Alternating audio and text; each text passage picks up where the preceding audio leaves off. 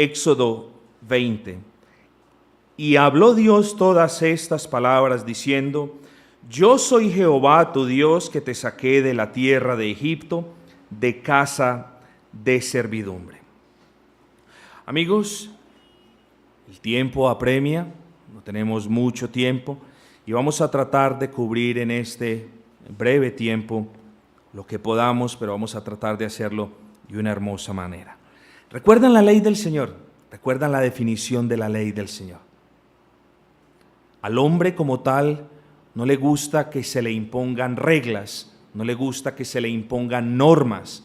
El hombre por naturaleza es indisciplinado. Nos gusta el descanso, nos gusta hacer las cosas a nuestra manera.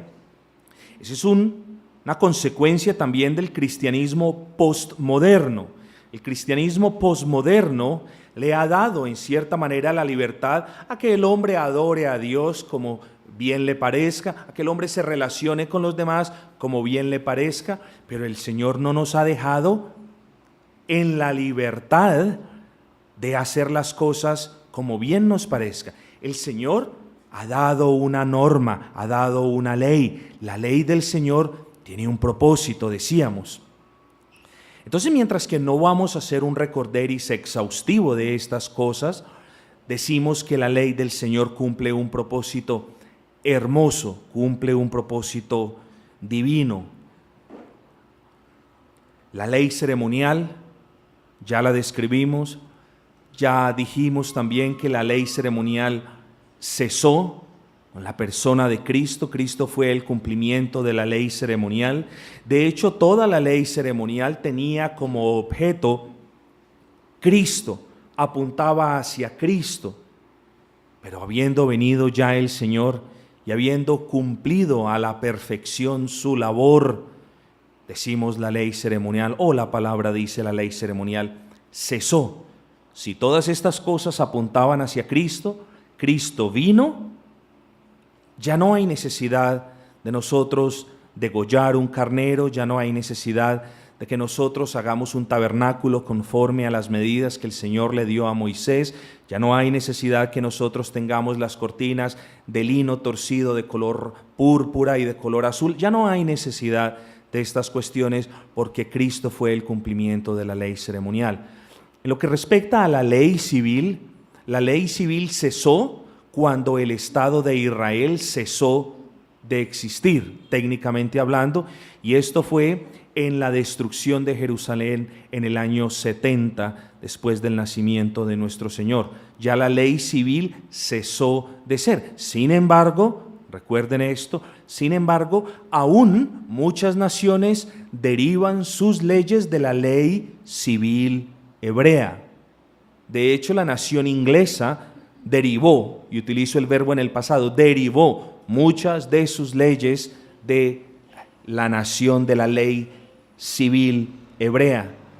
No estamos diciendo de que todos los preceptos y los principios sean dignos de ser descartados, simplemente de que ahora no es aplicable ni viable la implementación de muchos de esos principios, pero muchos de esos principios aún pueden ser aplicados en el día de hoy en nuestras vidas personales. Entonces, pero también, técnicamente hablando, la ley civil o el conjunto de decretos y de normas que pretendían regular a los hebreos como sociedad y como nación, ciertamente cesó también.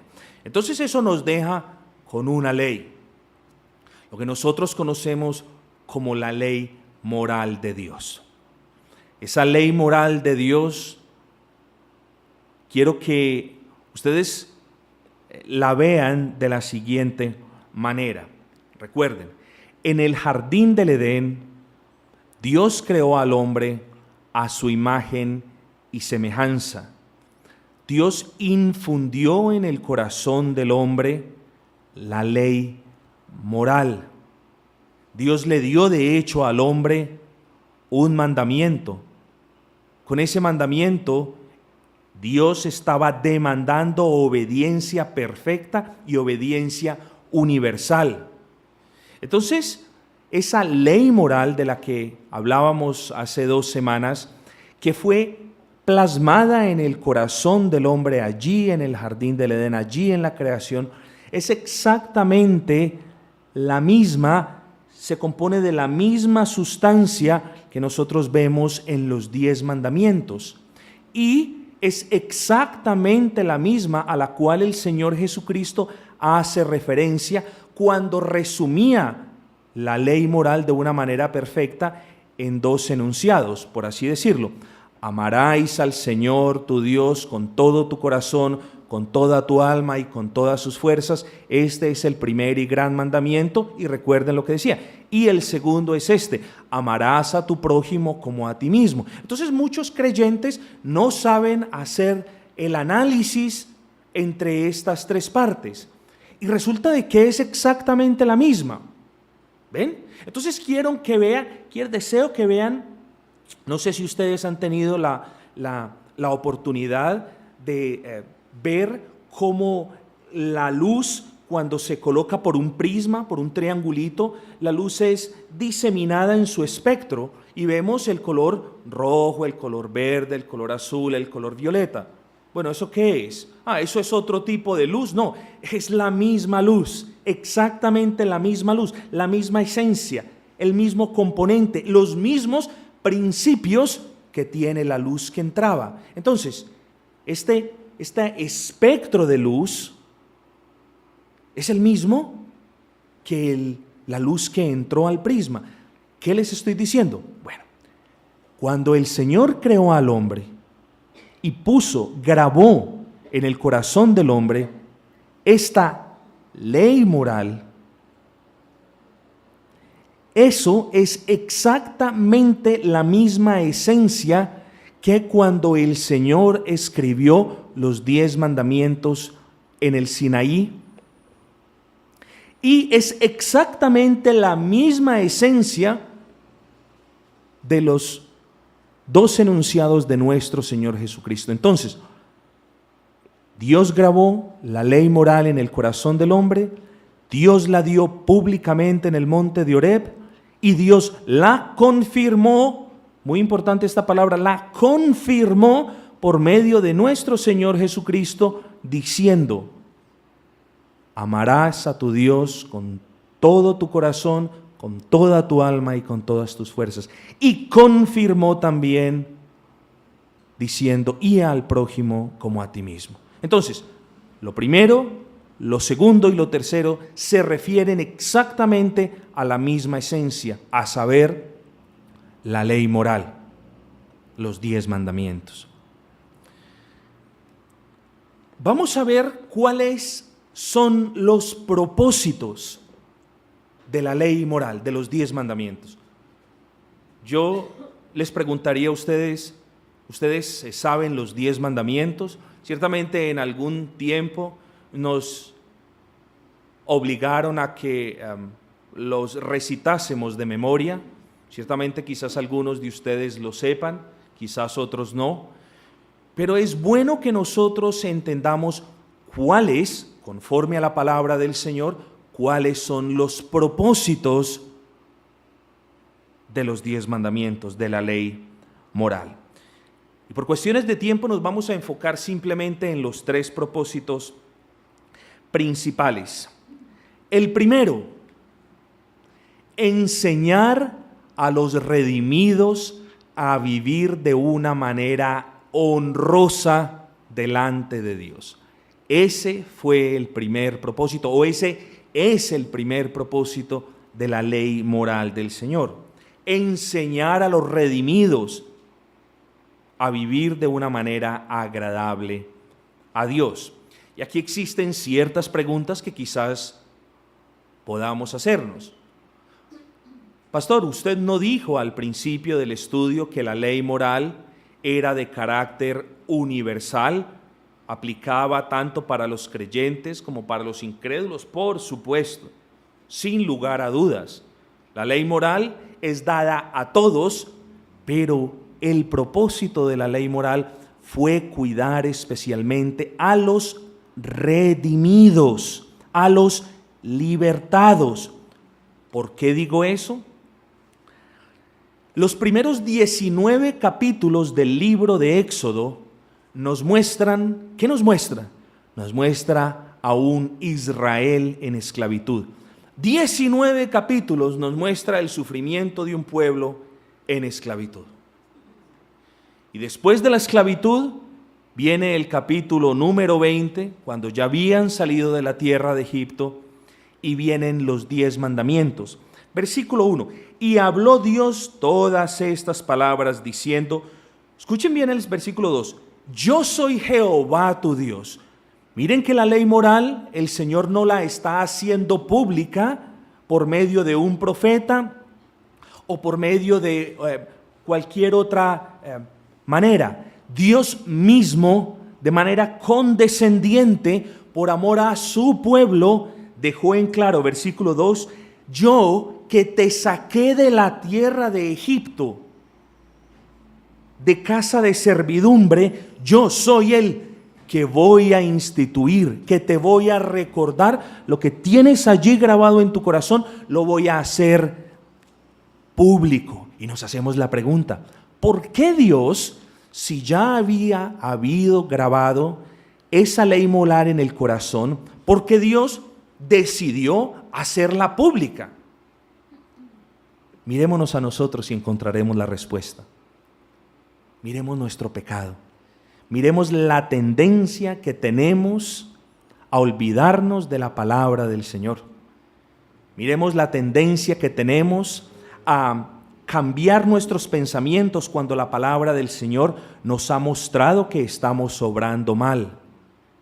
Dios la escribió con su dedo en tablas de piedra para que, a pesar de que el hombre intentara por todos los medios posibles deshacerse internamente de la idea de Dios y de la idea que debe pagar un tributo y un homenaje en obediencia al Dios que lo creó, a pesar de la persistencia del hombre a borrar, por así decirlo, esa ley moral que el Señor había grabado allí, a pesar de eso, Dios en su inmensa sabiduría, sabiendo que generación tras generación el hombre se iba a alejar más y más de Él, sabiendo eso, decidió hacer ese decreto público, por así decirlo, para que el hombre jamás dijese, yo no tengo la ley de Dios en mi corazón.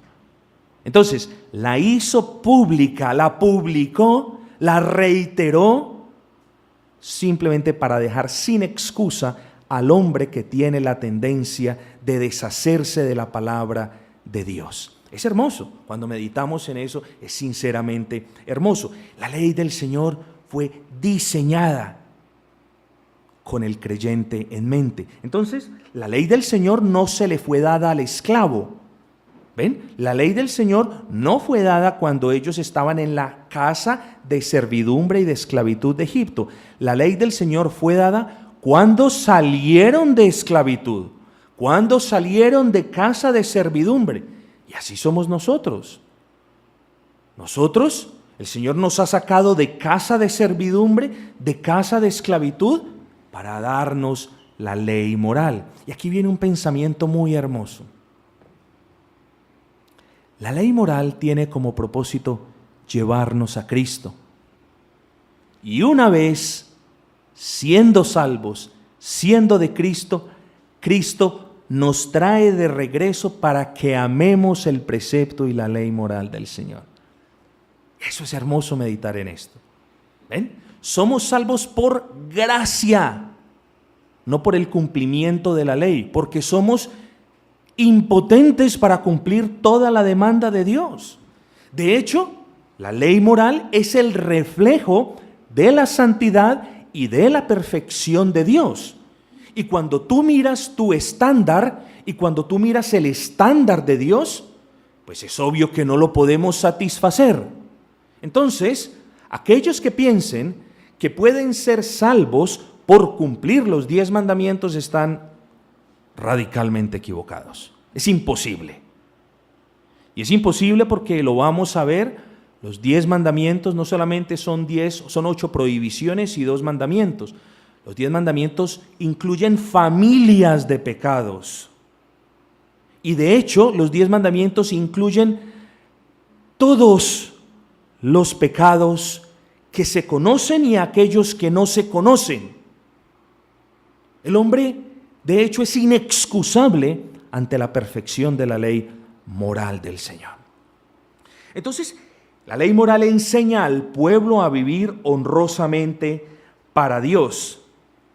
Los primeros 19 capítulos en Éxodo nos muestran la esclavitud de un pueblo, y el capítulo 20 nos dice: para vosotros que habéis sido redimidos, para vosotros es esta ley.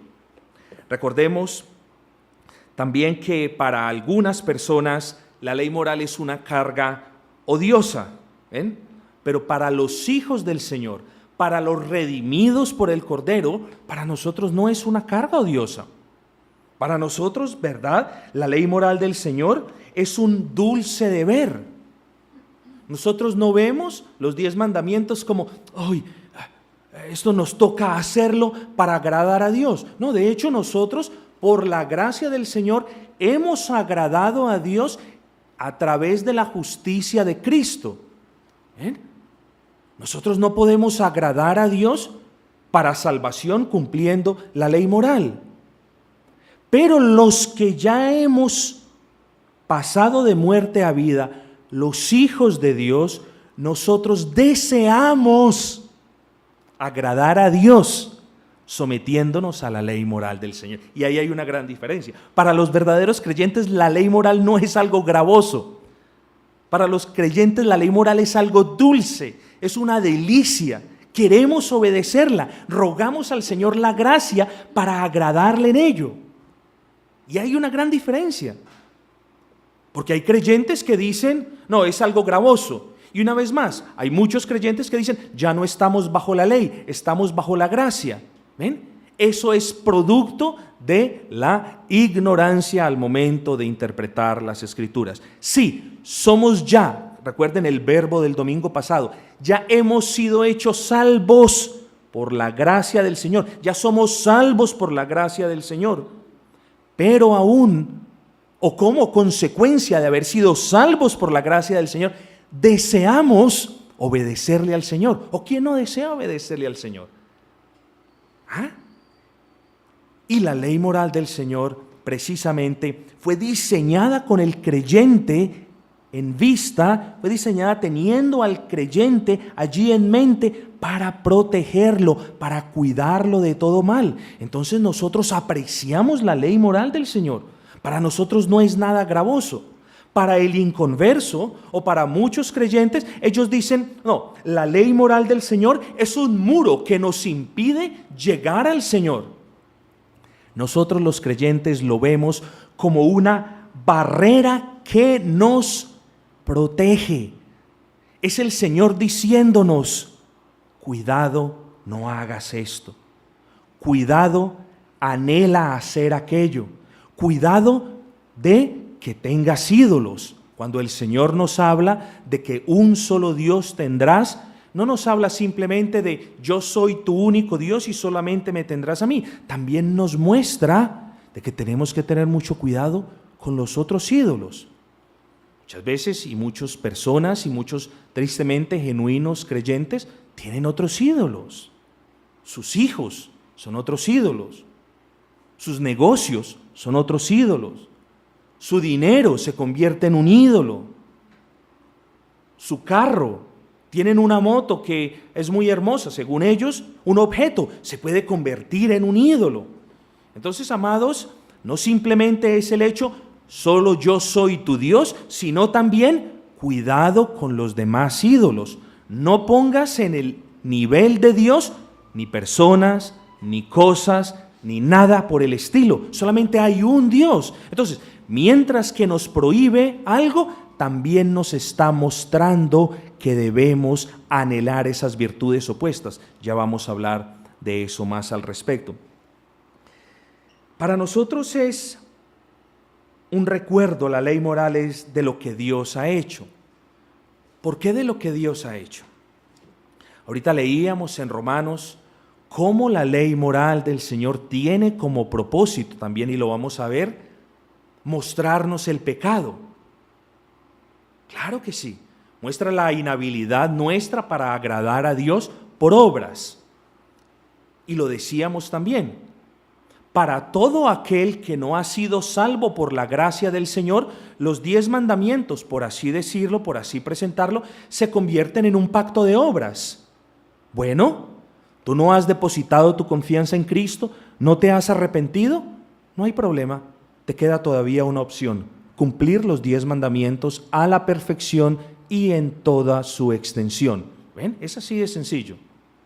Entonces tenemos los amigos, y lo digo con respeto, tenemos los amigos católicos que dicen o que anhelan agradar al Señor por sus buenas obras. Bueno, un momentico. O le agradamos al Señor por obras y ganamos la salvación por obras, o se nos es dada inmerecidamente por gracia. Solamente hay esos dos caminos, amigos. Y por eso nosotros decimos: gracias por esa bendita ley moral, Señor. Gracias porque tú, Jesucristo, la segunda persona de la Trinidad, la cumplió a la perfección por mí. Gracias, Señor, porque esa demanda perfecta del cumplimiento de la ley, tú, Señor Jesucristo, fuiste el único quien la ha cumplido. Señor, te doy gracias por haberme dado la fe en Cristo Jesús y por haberme hecho partícipe y beneficiario de, como ya lo dijimos el domingo, de los beneficios, no solamente de la sangre, sino de su justicia. Entonces, cuando nosotros miramos la ley del Señor, cuando nosotros estudiamos la ley del Señor, nos damos cuenta de que entre más la entendemos, más imposible es que el hombre la cumpla. Y entre más entendamos que es imposible que el hombre la cumpla, más agradecidos estaremos porque Cristo lo hizo y porque Cristo nos dio por gracia los beneficios de haberla cumplido. Entonces, la ley moral tiene como propósito incentivar al creyente a aumentar su agradecimiento por la obra de Cristo. Miren lo hermoso. Segundo propósito, creo que solamente vamos a tener tiempo para los propósitos. Las características las veremos mediante el Señor la próxima semana. Segundo propósito, la ley moral del Señor nos advierte de las prohibiciones: no matarás, no codiciarás, no hurtarás. Nos advierte de las prohibiciones, pero nos exhorta a que busquemos las virtudes opuestas a las prohibiciones. Y esto es muy importante. Los mandamientos son negativos para algunos a causa de las prohibiciones. Ya estamos bajo la gracia. Los mandamientos, y voy a hacer un pequeño paréntesis, hay personas, y lo digo con respeto, que a causa de su ignorancia del tema dicen, escuchen esto: el Antiguo Testamento, todos estaban bajo la ley. El Nuevo Testamento, todos están bajo la gracia. Pero esto es un terrible error doctrinal, terrible, garrafal. ¿Por qué, pastor? Bueno, ya les explico. Cuando tú dices que las personas del Antiguo Testamento estaban bajo la ley, tú estás diciendo que aún las personas que fueron salvas en el Antiguo Testamento lo fueron por el cumplimiento perfecto de la ley, algo que es imposible porque tanto las personas del Antiguo Testamento como del Nuevo han sido y seguirán siendo salvos por gracia. Entonces, destruyamos, por así decirlo, si es que alguno de ustedes lo tiene, destruyamos esa correlación errada de que Antiguo Testamento corresponde a la ley y Nuevo a la gracia. Como estamos en la gracia, la ley quedó allá. No, amigos. Tanto en el Antiguo como en la Nueva Dispensación, las personas fueron, han sido, son y seguirán siendo salvas por la gracia de Dios. Jamás por el cumplimiento de la ley, porque jamás por el cumplimiento de la ley algún hombre puede ser justificado para salvación. Espero que me comprendan. Bueno, entonces, las prohibiciones son necesarias. Hay personas que dicen, Antiguo Testamento, ley, no, eso es negativo. No, amigos, las prohibiciones son necesarias. Son necesarias porque tenemos esa tendencia pecaminosa Tenemos la tendencia de hacer las cosas a nuestra propia manera. De hecho, la adoración es algo que el hombre ha persistido en hacer a su propia manera. Pastor, ¿cómo? Desde el mismo momento en que el Señor estaba entregando la ley a su pueblo, el pueblo decidió adorar a Dios a su propia manera. ¿Cómo? Haciendo un becerro de oro. Lo decidieron adorar a su propia manera. Hoy no hacen becerros de oro, pero hoy hacen también cosas que ellos se han inventado. No, la ley nos protege y la ley de hecho incluye 8 prohibiciones a causa de nuestra pecaminosidad. El Señor debe ser claro y nos deja inexcusables al momento de darnos su ley por nuestra tendencia pecaminosa. Pero sería una gran tragedia, amigos y hermanos, si nosotros viésemos los 10 mandamientos de la siguiente manera. Sería una gran tragedia si nosotros lo viésemos de la siguiente manera: no hurtarás. Y nosotros dijésemos, bueno, al menos ese ya lo cumplo, porque no estoy colocándome una máscara, ni estoy saliendo con un cuchillo por la séptima a robar. No matarás. Bueno, ese también lo cumplo. Ese también lo cumplo, porque no estoy matando a nadie. Yo no soy un criminal y estoy matando a nadie. Entonces sería una gran tragedia si nosotros viésemos que la ley moral del Señor simplemente es no hagas, no hagas, no hagas, no hagas, no hagas. No es eso, es mucho más profundo que lo que muchas personas creen. Y debemos guardarnos del pecado en nuestra relación con Dios, pero debemos anhelar glorificarle. Por eso les decía yo al principio, no solamente nos advierte las prohibiciones, sino que también nos está alentando a anhelar, nos está incentivando a anhelar las virtudes opuestas. Y vamos a ver mandamiento por mandamiento brevemente para ilustrar este punto. Éxodo 20, versículo 3. No tendrás dioses ajenos delante de mí. Esa es la manera negativa. No tendrás dioses ajenos. Yo solamente, para aclarar el punto, solamente les voy a dar uno de una infinidad de virtudes opuestas que nosotros debemos anhelar. Uno de tantos.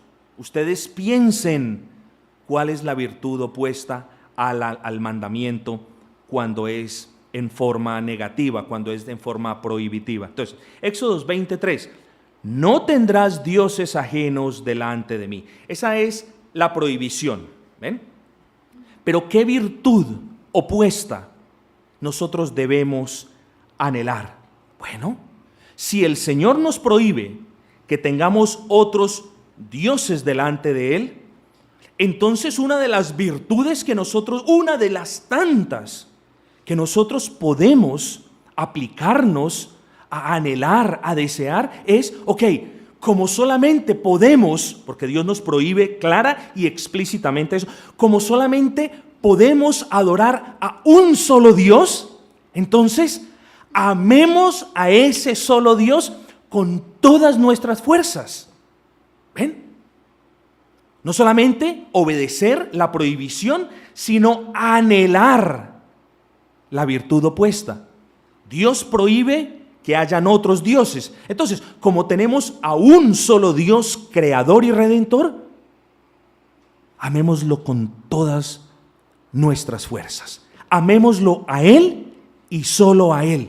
No amemos a Dios y no amemos, por ejemplo, a las riquezas. No amemos a Dios y no amemos a nuestros hijos tanto como amamos a Dios.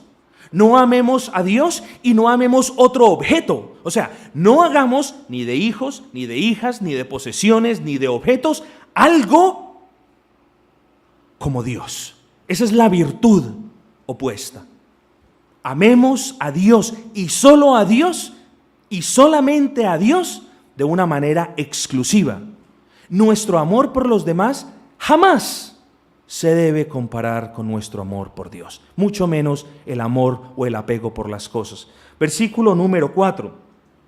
No te harás imagen ni ninguna semejanza de lo que esté arriba en el cielo, ni abajo en la tierra, ni en las aguas de debajo de la tierra, no te inclinarás a ellas ni las honrarás. Y eso nos dice el segundo mandamiento. ¿Cuál es la virtud opuesta que nosotros debemos anhelar? Bueno, la palabra nos dice: no a la idolatría, no a la adoración de imágenes, no a la imaginación de cómo es Dios, no a la especulación de quién es Dios, no. Entonces, ¿cuál es la virtud opuesta o cuál es una de las virtudes opuestas que debes buscar? Gocémonos, no nos imaginemos, la prohibición es no nos imaginemos cómo es Dios. Nosotros podemos conocer a Dios por medio de su voluntad revelada en la palabra. Entonces la virtud opuesta es gocémonos con la palabra. Gocémonos con lo que nos dice Dios de sí mismo en la palabra. Creamos la palabra, amemos la palabra. No nos imaginemos si Dios mide 1.000 millones de kilómetros elevados a lo infinito. No especulemos de si Dios tiene alas, no especulemos de si Dios tiene pies. Recordemos que Dios, para que nosotros lo entendamos, se nos manifiesta a través de las Escrituras de una manera también antropomórfica, figurada, de tal manera que nosotros entendamos que Él es un Dios personal. ¿Ven? Pero entonces, ¿cuál es la virtud opuesta? Señor, te amo. Señor, te amo. Señor, gracias por tu palabra. Señor, lo que me dice tu palabra es suficiente para que yo te conozca. Señor, no voy a imaginarme cómo eres. No lo necesito. Gracias por la suficiencia de tu palabra. Esto me basta. Señor, gracias, te amo. Entonces, persigamos, anhelemos las virtudes opuestas. Versículo número 7. No tomarás el nombre de Jehová, otra prohibición, en vano, porque no dará por inocente a Jehová al que tomare su nombre en vano. Bueno, tomar el nombre de Dios en vano, esa es una prohibición. ¿Cuál es una virtud que nosotros debemos anhelar? Bueno, Señor, quiero darte la gloria en todo lo que yo diga, Señor, en todas mis conversaciones. Señor, toda palabra que salga de mi boca, que sea de edificación. Tú me prohíbes en el mandamiento mencionar el nombre del Señor en vano, pero es una tragedia si yo creo que ya cumplí el mandamiento por haberlo hecho. No, tú debes como creyente anhelar esa virtud. Señor, bendice lo que yo digo, bendícelo, dale gracia a lo que yo digo, Señor. Señor, que toda truhanería, que toda necedad no la exprese más. Señor, que yo te honre cuando oro, que cuando oro yo al mencionar tu nombre, Señor, esté agradecido, sienta reverencia. Yo les explicaba a ustedes, hay personas aún convertidos que cuando se tropiezan, y lo voy a dar como ejemplo, dicen: ay, Dios mío, eso es una vulgaridad, eso es gran ofensa al Señor. Está reemplazando la grosería que decía antes de ser cristiano con el nombre del Señor ahora que lo es, pero quiso expresar absolutamente lo mismo. No mencionemos el nombre del Señor en vano. Roguémosle al Señor para que bendiga nuestras palabras, que nuestras palabras sean cargadas de gracia, que nuestras palabras sean de edificación, que nuestras palabras sean de alivio para otros, de aliento para los que están cansados. Debemos anhelar eso. Versículo 8. Acuérdate del día de reposo para santificarlo. Está en manera positiva. Acuérdate del día de reposo para santificarlos. ¿Qué debemos anhelar? Sirvamos al Señor. Ese día es del Señor. Ese día no es mío, es de Dios. Dios te ha dado 6 días para que en esos 6 días tú tengas el trabajo y traigas lo que debes a casa. El 7º día es apartado. Nos dice en Génesis que Dios apartó ese día y lo santificó. El hombre no fue creado a causa del día de reposo. El día de reposo fue creado a causa del hombre. El hombre vive hoy, o sea que el día de reposo aún aplica para el hombre el día de hoy. Anhelemos ese día. No solamente venir, sino servir al Señor, estar con los hermanos. servirle, evangelizar, orar. Entonces, amados, versículo 12, honra a tu padre y a tu madre para que tus días se alarguen. Es un mandamiento también positivo, que nosotros debemos también pedirle al Señor. Este mandamiento refleja la autoridad. Señor, ayúdanos siempre a acatar aún a las autoridades que tú has instituido. Ayúdanos, Señor, a someternos con gozo y con dicha a nuestro pastor. No lo digo como promocionando mi estado, no, amados. Pero uno debe someterse a las autoridades que el Señor pone. Si es en la iglesia, aquellas que pone en la iglesia, y si es en el aspecto civil, aquellas que también pone. Debemos hacerlo. Entonces, cuando el mandamiento nos dice honrad a padre y madre, también nosotros debemos pedir por ese sometimiento, que todo lo que hagamos lo hagamos con amor, que nos sometamos a Dios con amor, que nos sometamos al pastor, siempre y cuando el pastor permanezca bíblico en sus enseñanzas, que lo hagamos con amor, que nos sometamos los unos a los otros con amor. Escúchenme, que nos sometamos al jefe con amor, que nos sometamos a las autoridades legales con amor. Entonces, amados hermanos, honramos a Dios cuando nos sometemos a los padres, pero honramos a Dios cuando nos sometemos a las autoridades por Él establecidas. No matarás. ¿Qué es la virtud que debemos anhelar? Bueno, debemos cuidar nuestras vidas, debemos cuidar la vida, pero también debemos cuidar la honra del hermano. Mucho cuidado con eso. Cuando tú hablas por las espaldas del hermano, estás matando la honra del hermano, lo estás acabando. Cuando tú hablas del hermano, te estás haciendo un flagrante violador de este mandamiento.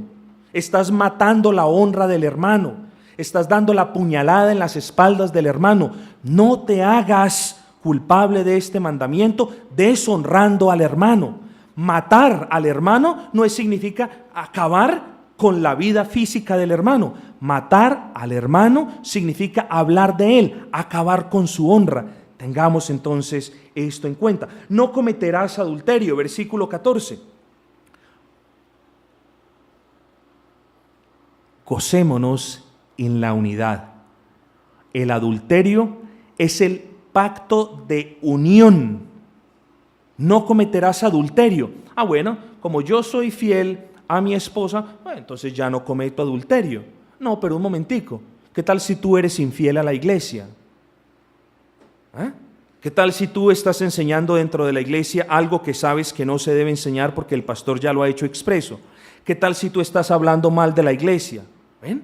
Estás cometiendo cierto tipo de adulterio allí. Entonces, no solamente debemos someternos a la prohibición, sino que debemos anhelar tener esas virtudes opuestas. No se te olvide. Finalmente vayamos, no hurtarás. Cuida lo tuyo, cuida lo de los demás y recuerda, aquí no estamos chantajeando a las personas, diciéndoles malditos por no dar el diezmo, pero sí les recordamos lo que dice la palabra del Señor. Dé